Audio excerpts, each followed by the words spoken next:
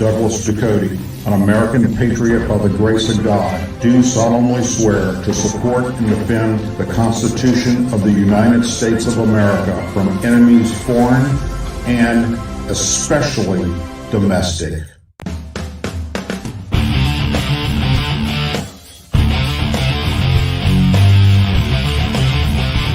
I, Douglas Ducote, an American patriot by the grace of God, do solemnly swear to support and defend the Constitution of the United States of America from enemies foreign and especially domestic.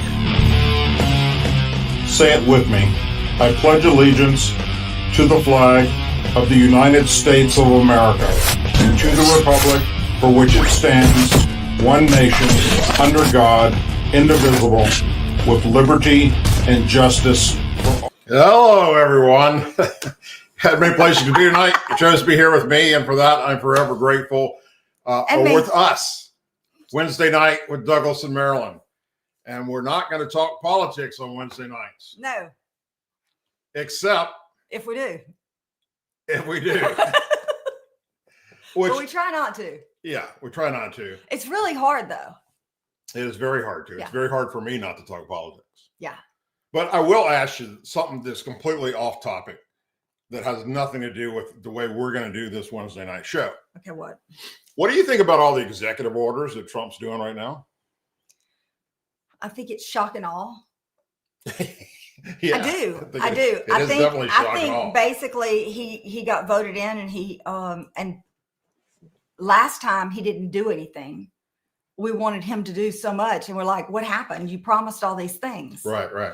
And he got caught up in it because he didn't know how to run a presidential seat. He didn't know what he was doing. He trusted the people that were there, which was a mistake. And he thought that everybody had his best interest at heart, but they didn't. They wanted to see him fail. And they put people in there, and they said, oh, you can trust this person. And then they went behind his back, and they tried to get him out, and they tried to do things to damage him, and damage his beautiful wife too. I'm about sick of them just crapping on Melania. I am. I agree. And so I think this time he said, it is not going to happen again. We are all business. We are going in. We are going to do what we said we're going to do. We're going to do these campaign promises. We're going to promises made, promises kept. We are going in there, and we're going to take it by storm. And that's what he did. And it's a shame that they are holding up his cabinet.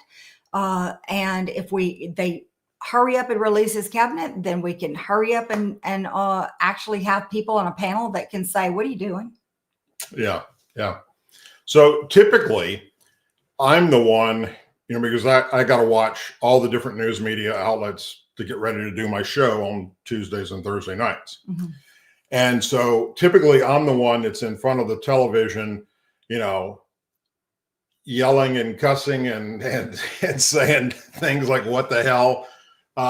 Today, I had no idea that I knew that JFK or that Kennedy was going to be RFK was going to be at his confirmation hearing, mm-hmm. but I didn't have time to stop and watch it live. Mm-hmm. But when I came in from running some errands today, it was on, and I walked in. I'm in the kitchen. I'm putting up some stuff. And I hear it in the background in the living room. And then I hear her. And she was livid and very upset. They wouldn't even let him answer a question. I know. They gave him gave it, and no, that's a yes or no. Well, no, you asked like a compound question with four parts, and you expect him to say yes or no. And he's not even in the office. And you're asking questions that you have to hold that office to get the security clearance, to have everything that you need in order to answer those questions. And that was just ridiculous. So the way I viewed it was that the Democrats in today's hearing was they were using against him his speech impediment, the fact that he's not able to speak really clearly and fast. Right. Yeah. Yeah. He I'm not sure why that is. I mean, it almost kind of reminds me of somebody who has throat cancer. I think he had something go on, but he Possibly. survived it. He moved forward, Right. and they used that against him. Yeah, by saying, "Oh, you're not answering the question." It's like, well, you give him a second to answer the question because he's trying to. Yeah, and he gives a little extra background because he has extra knowledge on the subject, and so he tries to talk about the background, tries to talk about the subject, and gives some clarity to why he said whatever it was. He said, well, you said this, this, and this. He's like, no, I don't think I did. And then they started reading it. And he's like, no, that was to that other point. If you would have read the other part of this. Right. And then, but there's like, no, we're not going to talk about that. We want you to answer this question. Did you or did you not say it? Well, that didn't have anything to do with that part. And they just like bamboozled him and like almost took him by just, I expected like a big blanket to go over him and say, no, we're smuggling you out of here and taking you somewhere. Yeah. Right. I mean, for real. I mean, it was pretty sad. I mean, they were horrible to him. Yeah. The Democrats showed today just how nasty of a party they actually are. They were nasty to him. And I'm saying this as a former Democrat and I'm saying it as a mother. I mean, it was really, really, really bad. Okay, if you they're didn't get a chance supposed to, see to care about special needs. They're supposed to care about people. They're supposed to, and who would not want our healthcare system revamped? Right. What, they like paying this much money for their medications? Do they like waiting to go see specialists? Do they like the fact that their constituents that are in there, that are living in their counties, their parish, and their states, do they like the fact, oh God, I got a piece of hair in my mouth. Can't get services? That's not okay. Yeah, yeah. Or have to pay high deductibles. Right. Or copays. Where's that? Did I get it? I don't know. Oh. You got a hair in your mouth? Hairball. You're a cat. I don't know what just happened. So, Disturbed Mariner says, so did Marilyn want to go to D.C. and throat punch a Democrat? I don't throat punch anybody. I just don't. I leave that to my bodyguard. But for real, I do the throat punching. I'm not. Hey, look, my brother Early's on here. What's up, hey, Early? Good to see you, brother. Okay, so let's. You're done with politics? We didn't want to talk about it. Remember, this is a non-politics show. Right. I know, but I wanted to get your opinion out there. I know. So last Wednesday, she surprised me with a series of like an interview where she wanted to interview me on things, and she did. And so I said that I was going to write down some. Do not touch that. I was gonna question her tonight on some things that maybe you'd be interested in hearing, because some of them I'm kind of interested in hearing. Uh-oh. Okay. Yeah. I'm ready. You ready for this? I got my water.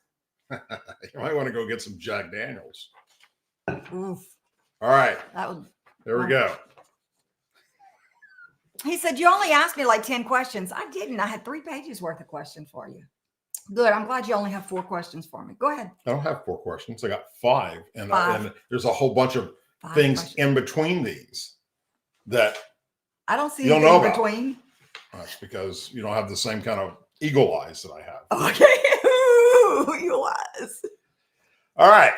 So let's ask Marilyn some questions. Feel free in the comments to ask a question too. All right. Okay, I'm ready. All right. First question. Most of your family, to include yourself, chose the medical field as a career. Mm-hmm. Had your siblings that are older than you not went into the medical profession, and your mom not went into the medical profession, do you believe that you would have still gone into the medical profession, or would you have chose a different career path? Yeah, I would have done something different. Do you know what you would have done different? I have a real artistic side to me. Yeah. And I was in art actually to begin with. And my dad said, you'd never make money be an artist. You can't do that. You got to be able to support yourself just in case anything ever happened. Of course, I needed to support myself. Right. And my father's family is all educators. I may have gone into education. I don't know, because I really didn't. I don't see myself being a teacher, but I did like to have kids and do the. I don't know. What would I have done? Now, here's what I thought she would have said. I can tell you this. I'm going to tell you a story. It's going to be kind of crazy. Okay. So when I was little, I liked to dance, and I was dancing everywhere. I did flips in front of my dad while he was trying to watch Ronald Reagan on TV, and I would go back and forth and back and forth and back. I had ADD, and it was definitely undiagnosed. Is this why you bought that pole that's in our bedroom? We do not have a pole. Stop it. So my point is that I really loved dance, and Daddy would say, "You can't make money dancing." Well, when I was 12 years old, I got my wisdom teeth out, and my brother, who was 17 years old at the time, got his out too the same day. And I decided I needed to make money and that it was time for me to get a job. So I was on medication and looking through the want ads in the paper. And what did I find? There's this place called Toby's, and they were hiring dancers. I was so excited, and I couldn't wait for Daddy to come home so I could tell him that I really could make money dancing. And then I found out that it was, a strip club. Yeah. You were how old? 12. But I didn't know what a strip club was because I you went to your dad and said, I found a job. Yeah, but I didn't know anything. I mean, in fact, I remember the day that I found out about sex and things. And my brother was like telling Mom, tell her. She won't believe it. Tell her. And Mom said, do you really want to know something that's going to change your life? It's going to change your life. He says, it's going to change your life. You're never going to think about things the same. It's going to blow your mind. You're not going to understand this. And I said, this is crazy, and I'm not ready. And I must have been 14, 15 years old. It was after I had my very first kiss. And my first kiss was at 15. I was still sucking my thumb. I'm serious, y'all. This is real stuff.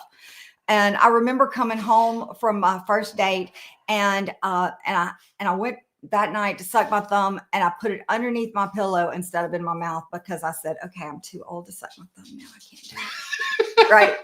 Got a kiss. Okay. So then, like, maybe a week later, Mom told me all about sex. And I was like, I was blown away. Did you go to your brother's? We didn't have the internet. Right. So we didn't have I didn't know anything. We didn't have, there's certain people that have, dirty magazines and stuff like that. We didn't have that. My parents, they had like Masonic Lodge stuff. They had like the Bible. We had like the periodic table on the wall instead of I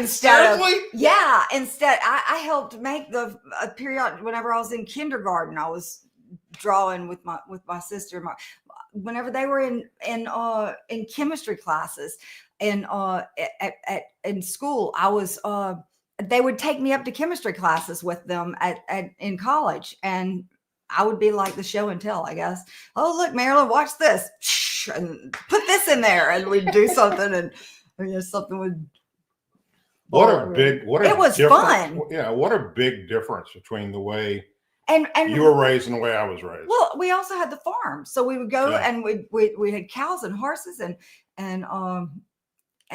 we'd plant watermelon, and I mean we had we would fish and hunt, and I'm telling you, it was crazy. We had a fun time. There was so many. I think what happened was my parents said, let's expose our children to as much as possible, and basically throw it against the wall and see what sticks. My dad did that. He exposed me to Playboy magazine. Yeah, that's not us. Oh, okay. I know. So whenever I heard this, I was like,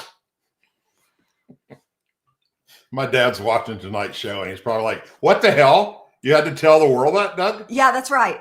That's right. And don't worry, when you're not here, Mike, he tells everybody all your secrets. Yeah. Well, Maybe not all of them. We're not going to tell all of them. That's No. for damn sure. Not on this show. No, we don't tell it on the internet. Yeah. Okay. Moving along. Okay, tell me. There are those out there that don't understand what it means to be in private practice. Mm-hmm. They believe that anyone in the medical profession that chooses private practice does so because they can't hack work, or they can't hack working for a medical company or a hospital. Can you explain the concept of private practice versus working for someone else, a medical company or another doctor or That's interesting. something like I've that? never heard that. Oh, I have. That's interesting. No, private practice is when you work for yourself and you get to keep the money instead of giving it to everybody else. And it's not like I'm raking it in, y'all, so don't get that. But if you work, being a counselor, if you work for somebody else, you work for a practice, and all of the people who are, or the doctor, whoever, whatever, you work for the people that own the practice, and then every bit of that you bring in, you have to give them a portion of it for the rent and the electricity and the internet and office space and whatever it is that the person who answers the phone and all this, and anything left over, you get to split between everybody else who's there. And if you're working harder or you're not working, whatever it is, if somebody's not working as hard, it gets split too between them. It's like taking a tip jar and then dividing it up. Right. And whenever you're in private practice, you have to actually have a license. And there's certain people who can't be in private practice, like social workers. They can't have a private practice. Right. They have to work directly under doctors. I can have a private practice and not work directly under a doctor. Right. There's certain nurses who can't work they have to work underneath the doctors. And there's other people who can have a private practice, but you go out on the limb and you say, okay, here I am. I hope that somebody comes in and needs me and needs my services. And you basically hang out a shingle and you hope somebody can know what you're doing, and you get a referral, or somebody walks past and says, you know what, I think I'd like counseling today, or whatever it is. Yeah. And it's hard, and you build it up, and you build up your name, and you build up your practice, and you have a lot of people who know who you are. And then in about 10 years, 15 years, you have not only the people who you saw, but their children start coming, and then their mothers come, and their aunts, uncles, cousins, whatever start. And so that's how you build it. So to sum it up, to make the most amount of money possible in the profession, you need to be working for yourself in private practice, not working for a hospital or someone else. But you also have to remember that you have to have a business head, because you have to pay your bills. You have to make sure that you're paying your taxes. You have to make sure that you have everything that your business office would normally take care of, right. With the scheduling, with everything else, with billing, insurance companies, all that stuff you have to do yourself. If you work for somebody else, you just work and you get paid by them and you get a W-2. If you're working for yourself, you do not get that. So it's like being an auto mechanic. All right. So you go to school, you get a license to be a mechanic on cars, and then you go to work for Chevy or Joe Blow Smith's whatever shade tree mechanic shop. Okay. Once you get good enough at being a mechanic, right, and then you want to take the chance of expanding yourself and your knowledge and your education, then you apply for a business loan or whatever, or money from family or friends, or however you get the money, and you open up your own garage and your own business where people now come to you to get your vehicle worked on instead of going to Chevy. And here's the difference too. They receive the phone calls and everything if you work for the company or work for the hospital or work whatever. If you work for yourself, you have to answer every single phone call. You have to be on call 24/7. Doug can tell you, I get phone calls. I get text messages, 2:00 in the morning, whatever. Somebody is, feeling a little suicidal or whatever it is. I get the calls. Right. Yeah. But yeah, so you never had anybody question that. Yeah, no, because it's just normal for us. Right. Well, in our family to, I wouldn't work for somebody else. I work for myself. There are people out there that believe that it's actually a downgrade to be in private practice instead of working for another company. Interesting. It just shows their mentality level. Did you think that is before that me? Of did you think that whenever I said I'm in private practice and you went, oh. Is that of a hat? Yeah, but did you do that? Did you think that? No, I didn't think that. I knew the difference. I never knew that. This is the first time, y'all, I'm hearing this. Keeping it real. Yeah. All right. You are a highly educated woman. Yeah. The most educated woman that I know. How many college degrees do you have, and what are they? Well, I have my undergraduate degree and bachelor's degree, and then I went on and I got 2 master's degrees, and one in counseling psychology, and the other one in applied behavior analysis. And then I went on to Loyola Law School, and I have a certification in God, you're really doing this to me. In divorce mediation. I also went to I have a certifications in PTSD, in ADHD. And by the way, I didn't take my ADHD medicine, so I'm all over the place. And in what else do I have? EMDR. I'm certified in EMDR for trauma. Yeah, I think a lot of different. Yeah, I'm a parenting coordinator, but I don't like to do that. Yeah. Child psychology? No. No. That's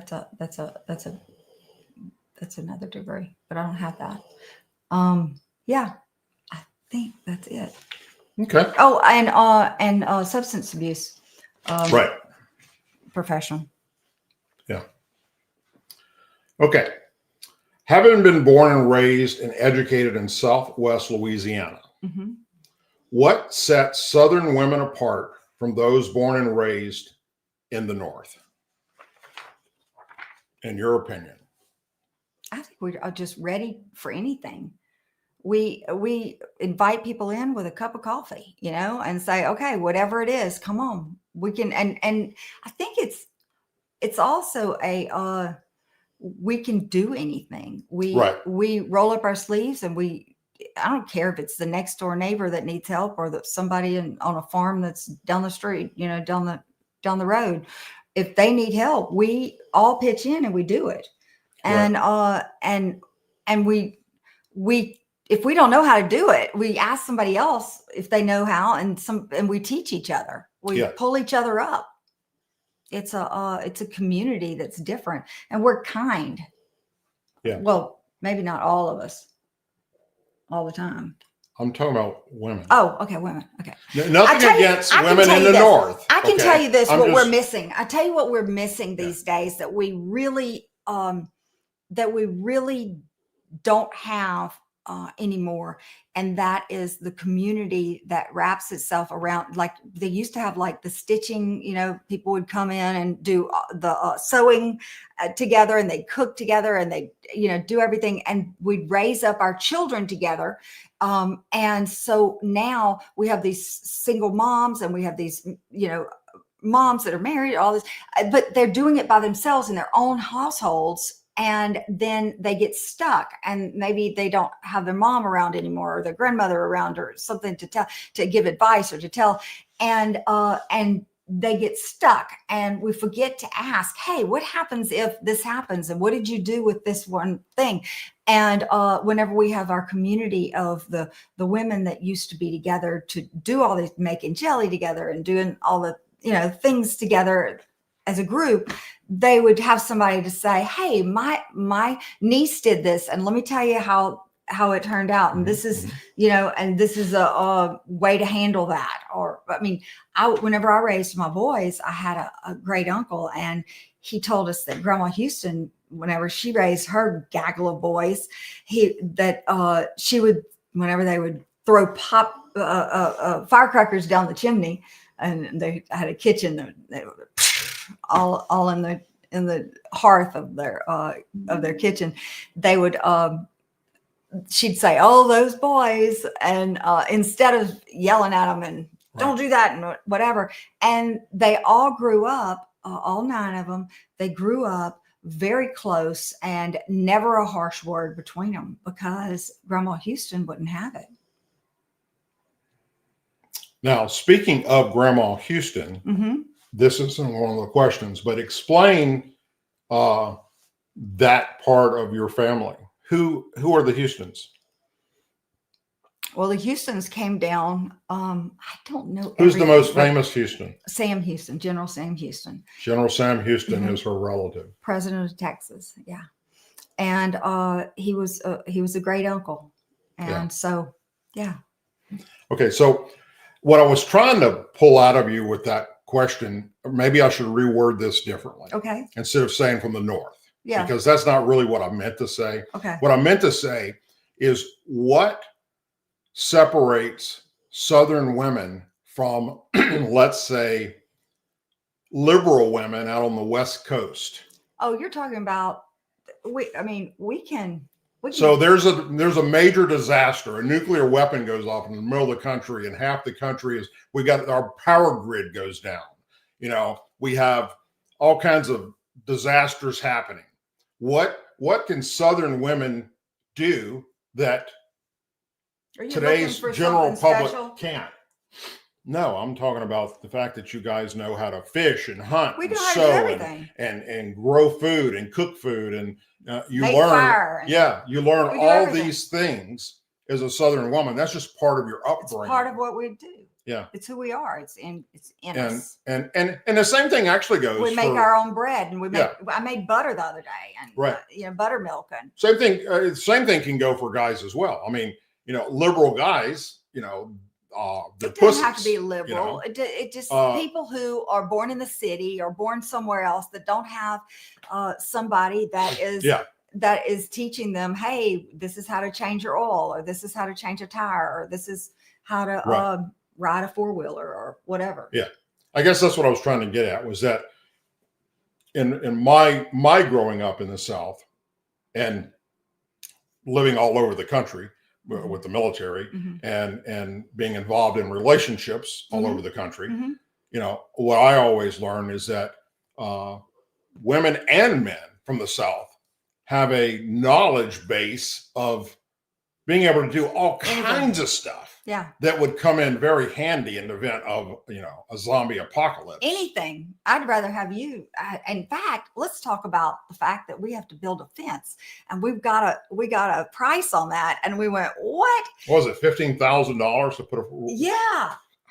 And so I'm like, Doug, guess what you're going to be doing this summer? Yeah. Me and Michael are going to build a fence. Again, this will be the second fence we built. Yeah. Because I did one for the house in Lake Charles.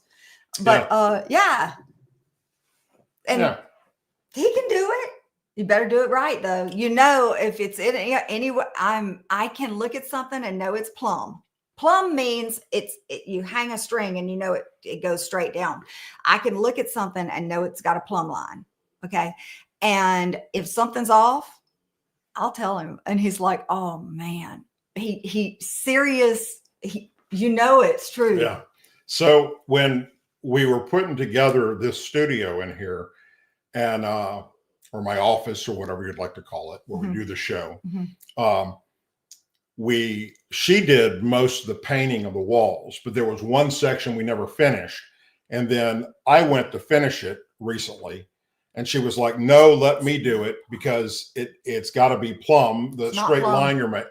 What are you talking about? That's not plumb. Yeah, it is. No, it's not. It's to the left on the top. I'm telling you, it's not plumb. This one is. That's not? No. That's going to drive you freaking crazy. It has been. You haven't said nothing to me about it. No, I told you whenever it happened. That's your Did you? TBI. Yeah. I don't remember. What are you going to do when I don't remember who you are? You're going to remember who I am. I mean, when I'm old Then and you won't remember if I and gray and I'm just laying there in a feed you diaper. good food. All right. It's going to be great. Yeah. In life, I'm not reading it. I'm not reading it. I'm looking straight forward. in life, we all have things we do that bring us happiness. Uh-huh. What in life brings you the most happiness? Taking care of my family and knowing that knowing that you love me. That it really does. It brings. I love to wake up and make biscuits or do something and Yeah. If you take care of you. if you think back to the generation of married couples, let's say in the 30s, 40s, 50s, before the 60s came around, that you would have fit in great there. I would have. Because that's how women were. Women thrived on taking care of their families. Yes. And you're the first woman I've ever been with who, I mean, you literally, nothing makes you happier than cooking for your family, making sure your family's all, well taken care of. Mm-hmm. You go out of your way to do things I'm a giver. that are, yeah, you're a giver. I am. To do things And to make your neighbors, even for the neighbors, to make your family happy and well and taken care of. Yeah. Yeah. I love love is an action word, and Right. I put everything I have into doing it and doing it right. Yeah. There's a lot of things I do not do very well. What? Oh my gosh. We're not going to discuss those in here. I don't know I'm not anything. going to tell you all my flaws. I don't know anything you don't do. You know what? Very well. Let me just tell you, women, be careful talking about yourself in front of your man. Don't put jeans on and say, does this make my butt look big? Or how does it make, because then he'll go, oh my gosh, your butt is big. I didn't know that. Right. Okay. So we don't talk about it like that. Right. We keep those things secret.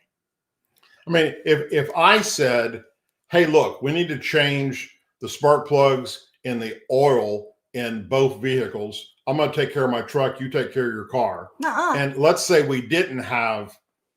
You take care of my car. I know, but let's say, but if you had to, the point is, I could. You could go out there and take care of it. Or I could play dumb girl. That's always fun.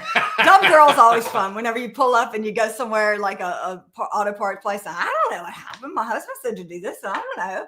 And then somebody's going to want to help you. Yeah. If I had $1 for every time I heard her say in public, I don't know, I'm just a girl. I'm just a girl. Playing dumb. And then I'm sitting back thinking, she would smoke your ass. Yeah, given the opportunity. But so many people are just ready to help. Right. Which is kind of Why cool. would I do it if somebody would help me? I mean, I would do something for them. If they would say, "Did you want some biscuits?" I'd make them. Yeah. Or I'm hungry. I'd say, "Let's eat. I've got tons of stuff. Figure it out." Yeah. Yeah. You're very vested in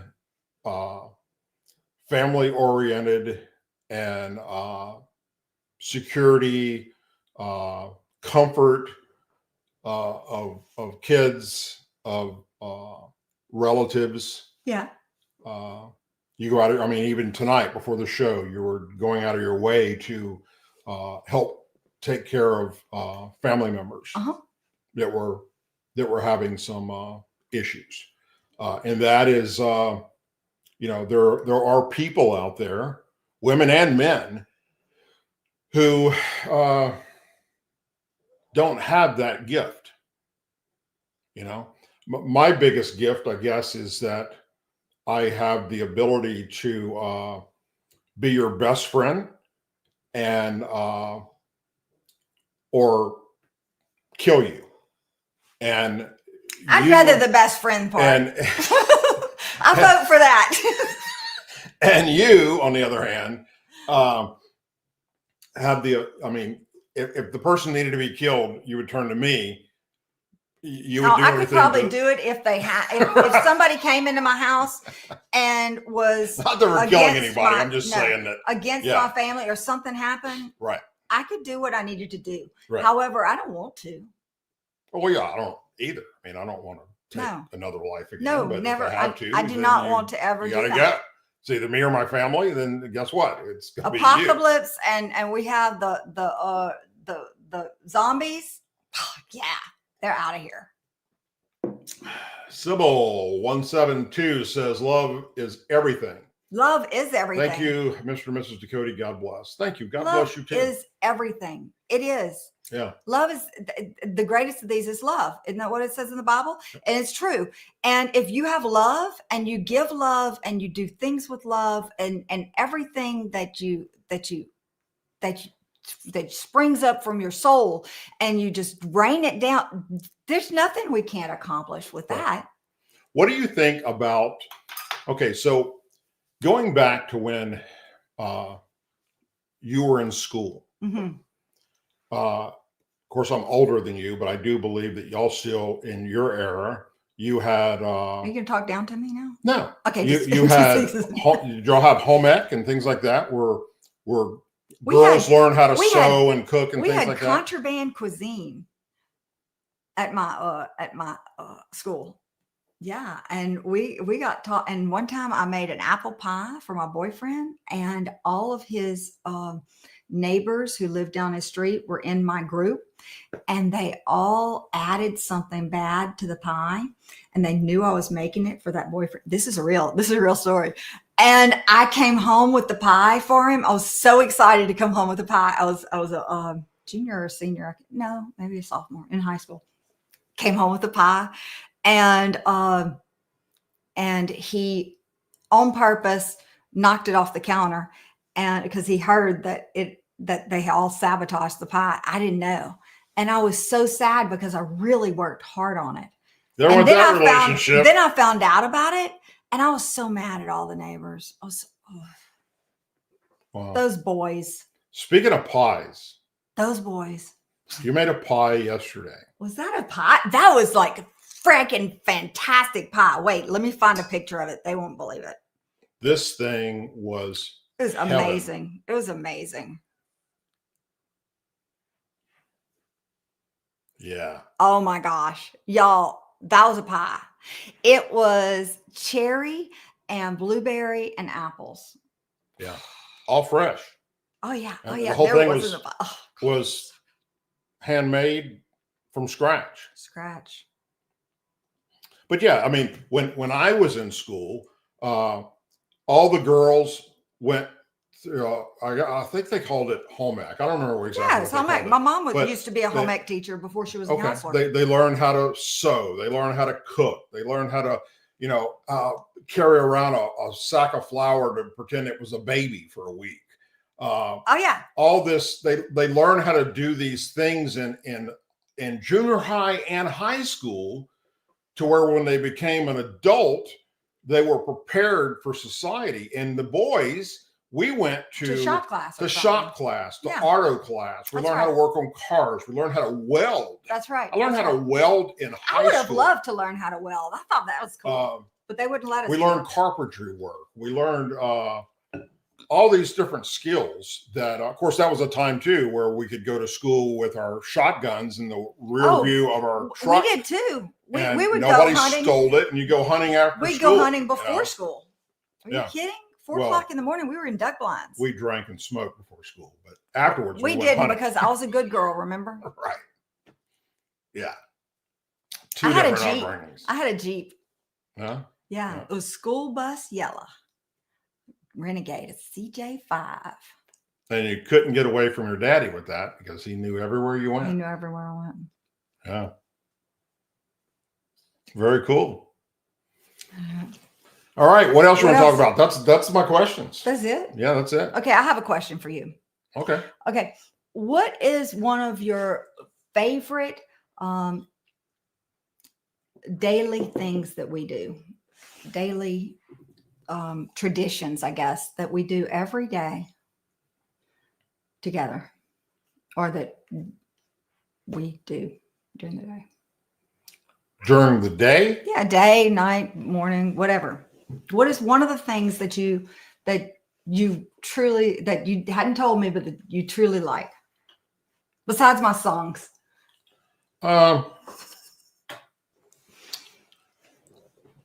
Well, probably in normal day-to-day life, I guess it's when you're not working and we're, you're cooking or we're watching TV together, or we're going on the boat together. I mean, we do everything together. Mm-hmm. We go down to Florida, we go out, or we're going to go out dancing. What's something every day that we do every single day that you like? I like that you kiss me goodnight every night. Yeah. I like our brush teeth stuff that we do. That we probably text messaging. Really? We can be in the same room watching the same television program, sitting right next to each other, and then nobody else is in there. I get a text on my phone, and it's a little heart emoji from the person sitting right next to me. I think that's kind of cool. And then I like coffee together. Turning on the foot heater for our bed. We have a built-in heater system at the end of the bed. It's built into the bed to keep your feet warm. Mm-hmm. We both have cold feet. My foot hurts. I like it. I like my feet cold, but not with this broken foot. Yeah, she's got a bionic foot. Yeah. She broke her foot a while back and has a bunch of metal screws and plates in it, and maybe something shifting a little bit now. So she's gonna have to go get that checked out here soon. Next week. Yeah. Cool. Yeah. Yeah. That's what I like. I like those things too. Were you looking for another different answer? No, I was just curious. Okay. I wanted to know what makes you feel loved, and what's good that I'm doing that I would keep doing. I do like the nighttime kiss before we go to bed. And yeah. I like the prayers we say. I like the brushing teeth. I love all that. Yeah. Yeah. I mean, pretty much I actually kind of encourage you. Do you encourage me to go do things with your girlfriends? Yeah. Where you would prefer to just do something with me. Yeah. And I'm like, you've got to get out there, and you've got to have, you have friends, you have girlfriends, you have friends that you do stuff with. But yeah. Are you tired of me hanging around? Yeah. I mean, you're up my ass 24/7. No, I'm just kidding. No, but I'm just saying that, you don't have to tell me twice. I remember one Who's time. got time? I remember one time. Who wants some biscuits? Come on over. I remember one time that there was a concert that you wanted to go to, but I had other plans where I could not attend that. I wanted to go to Rush. Rush in New Orleans. And I'm like, well, take one of your friends with you. And you're like, no, I want you to go with me. I'm like, if you want to go see this concert, I can't go, but you can take one of your girlfriends and y'all go see the show. Yeah, I didn't do it. And you didn't do it. And that was their last tour. That's the last time I came to New Orleans. Yeah. Yeah. Neil Peart is freaking awesome on the drums, and he can't play anymore. Yeah. Yeah. I know. I love Rush. Yeah. One hell of a band. That's for damn sure. It's true. Speaking of which, we need to go see a concert soon. I would really like to see, I love live music. That's one thing that I've told him. Yeah. And we have not done a lot. I have to have that.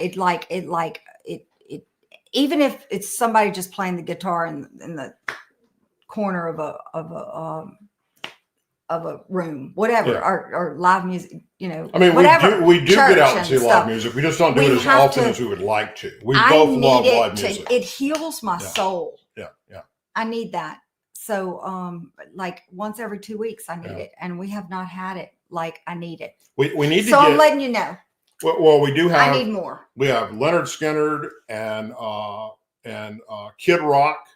Oh, they're coming to that. Coming up soon that we're going to. Do you have any tickets for us yet? I'm going to take care of that. We He's have gonna take care we of have Three Dog Night coming up.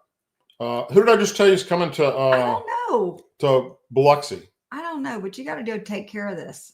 I need some tickets.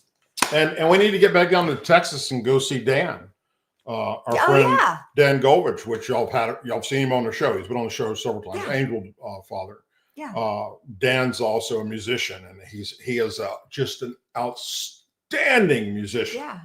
He He's north of Houston. in Tomball. Tomball. He is a great guitar player. He is a great singer. He is. Yes. And it's we You don't. know what? I need to go to church and hear my son play. Yeah. Well, maybe we can do that in conjunction because we got to pass through Maybe we that area. So we can go down on a Friday night or something and catch Dan on Friday and Saturday playing. And then because that's typically where he plays. And then on the way back, stop on Sunday and go to church and listen to him play. Saturday, see the grandbaby? Yeah. Maybe? Yeah, definitely. Yeah, that would be fun. Jamie Deluxe plays a mean guitar. Just saying. I don't know who Jamie Deluxe is. DLUX apostrophe. Deluxe plays me. Oh, okay. Your thoughts on Paul my last Sells, statement? Rush is one of my favorite. Also, yeah, they were amazing. I think the biggest difference between Northern and Southern is Christian upbringing. You know, there are more Christians in the Bible Belt than in the North. That is the truth.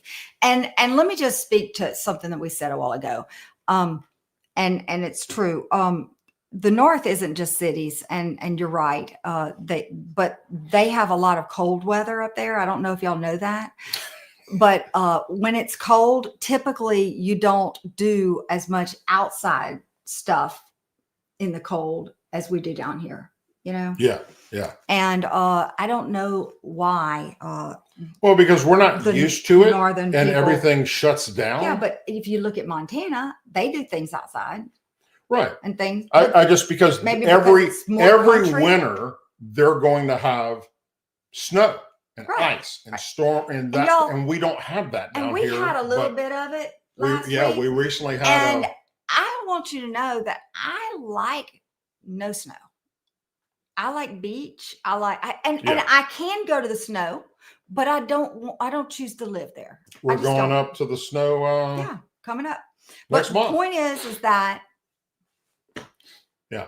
I like warm weather, y'all. We had this freak snowstorm that came through Louisiana recently that dropped like 6 inches of snow. Mm-hmm. Well, for Louisiana, that's amazing because we had 8.5 but 10 inches in New Orleans. We very seldom ever see snow down here. So the last time it was big was 1890.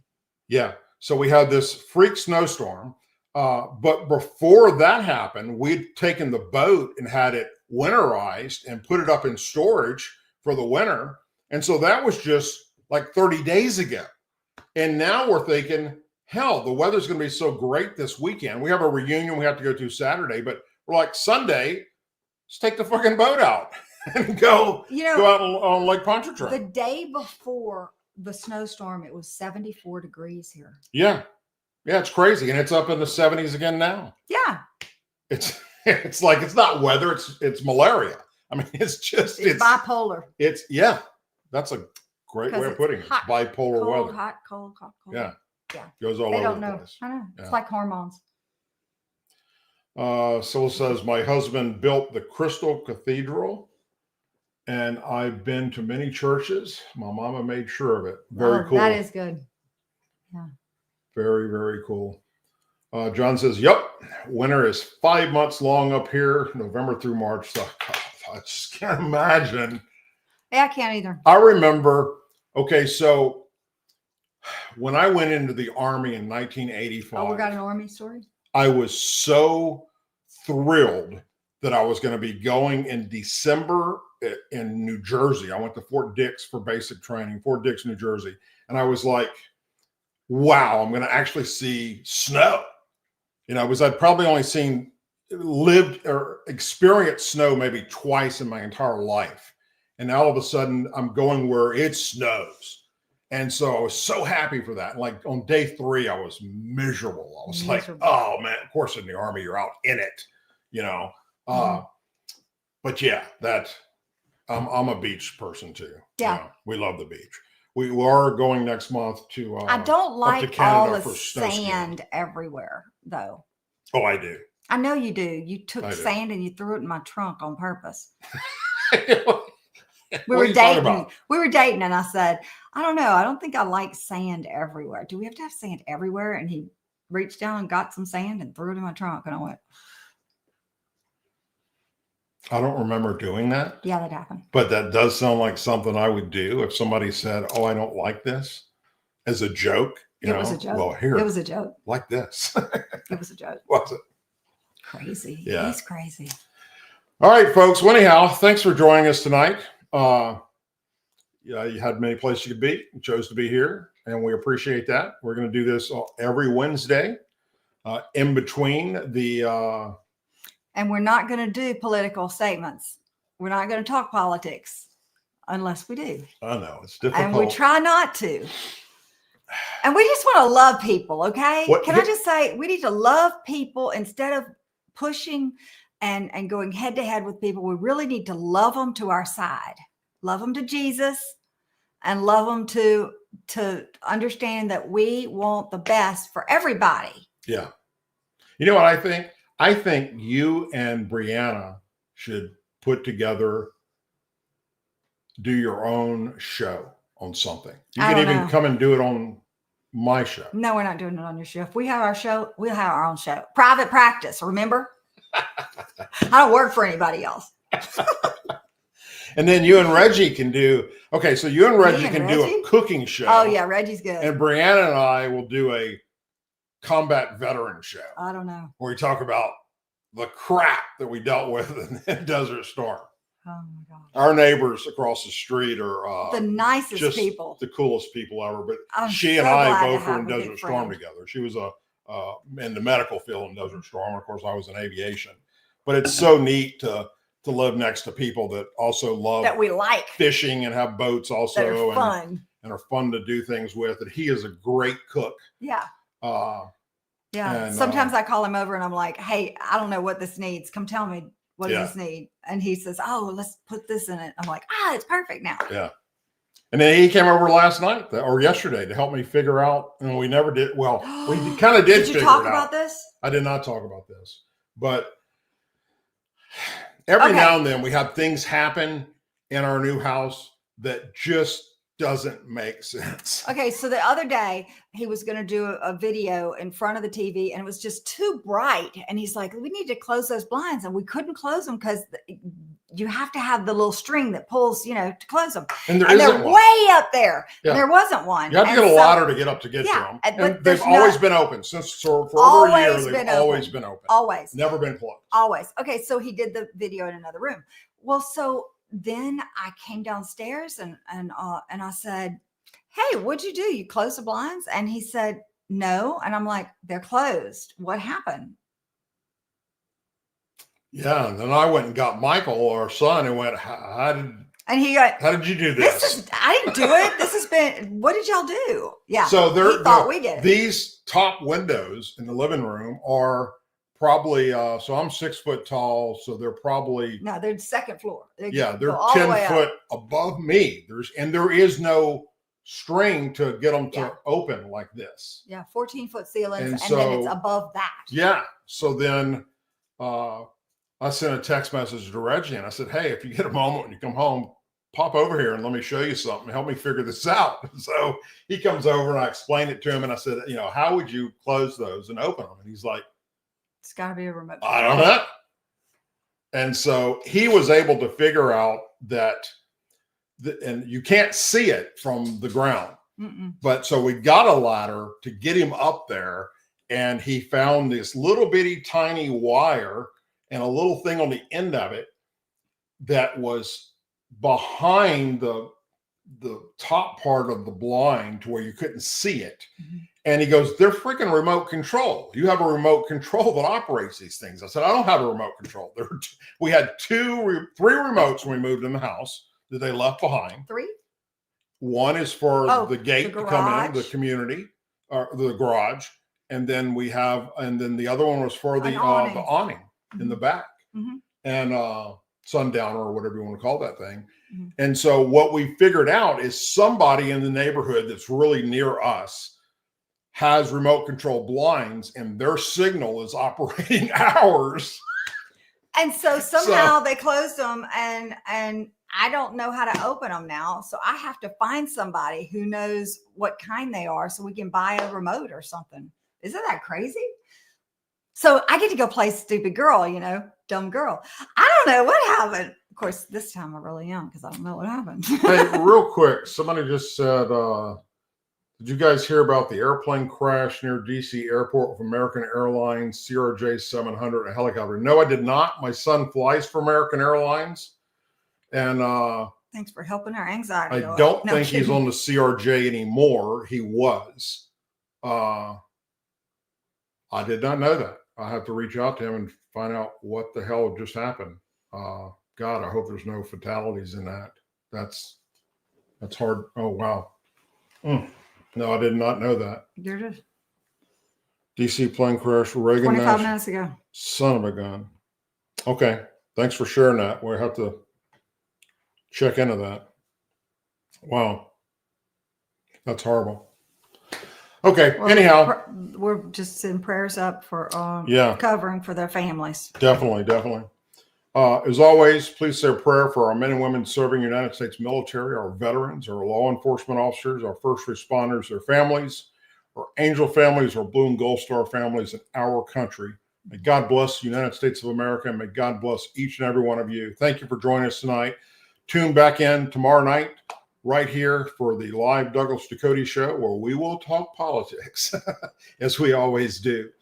And we'll see you together next Wednesday.